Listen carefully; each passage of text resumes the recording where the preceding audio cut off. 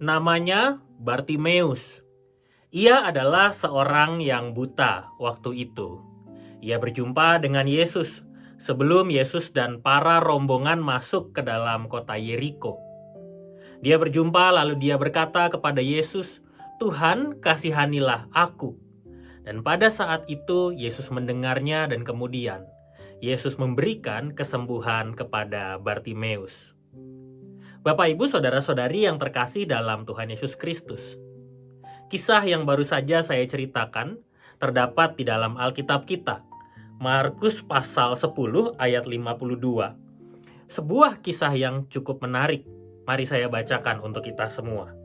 Lalu kata Yesus kepadanya, "Pergilah, imanmu telah menyelamatkan engkau."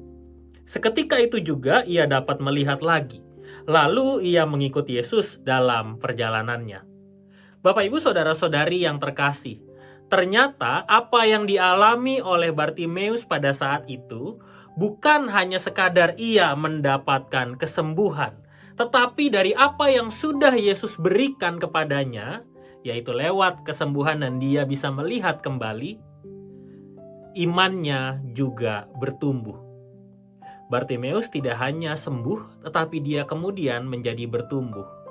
Bapak, Ibu, saudara-saudari yang terkasih, kita diingatkan oleh pengalaman yang dialami oleh Bartimeus waktu itu, supaya kita sungguh-sungguh bisa mensyukuri untuk setiap hal yang sudah Tuhan hadirkan di tengah kehidupan kita. Saya yakin kita semua bukanlah orang-orang yang mudah lelah dalam berdoa. Ada begitu banyak permohonan yang kita panjatkan kepada Tuhan kita, Yesus Kristus. Kita berdoa siang dan malam.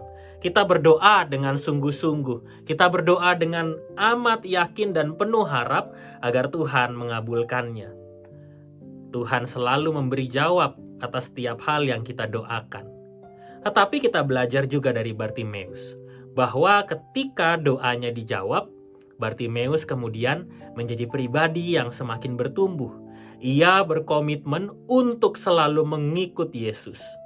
Bartimeus, seorang yang tadinya punya kekurangan, dibimbing oleh Yesus, dia mendapatkan kesembuhan, dan kemudian dia berkomitmen, dia berjanji untuk selalu ikut Tuhan Yesus. Bapak, Ibu, saudara-saudari, di dalam kehidupan kita ada begitu banyak jawaban Tuhan atas doa kita. Tuhan sungguh-sungguh memperhatikan kehidupan kita. Tuhan memberikan segala sesuatu yang baik di tengah kehidupan kita sesuai pada porsinya, sesuai dengan waktunya. Kita diajarkan untuk selalu menjadi pribadi yang taat dan setia. Ketika kita mendoakannya, bahkan mungkin ketika kita merasa bahwa doa kita belum mendapatkan jawaban, kita diajak untuk terus belajar berproses setia dengan penuh pengharapan. Selalu percaya, selalu optimis bahwa Tuhan pasti akan membukakan jalan untuk kehidupan kita. Bapak, Ibu, saudara-saudari, Bartimeus kemudian terus mengikut Yesus. Begitu juga dengan kita. Kita diajak untuk menjadi pribadi yang selalu setia mengikut Yesus kemanapun ia pergi. Kita diajarkan untuk selalu mengandalkan Yesus di tengah berbagai situasi kehidupan kita. Hidup ini memang tidak selamanya mudah. Tetapi ketika kita percaya bahwa Tuhan selalu menyertai kita, menyertai perjalanan kehidupan kita, kita diajak untuk membuka iman kita, melihat berbagai pertumbuhan yang sudah Tuhan hadirkan bagi kita dan juga orang-orang yang ada di sekitar kita. Tuhan membentuk kita lewat berbagai proses. Tuhan mau kita juga selalu bertumbuh.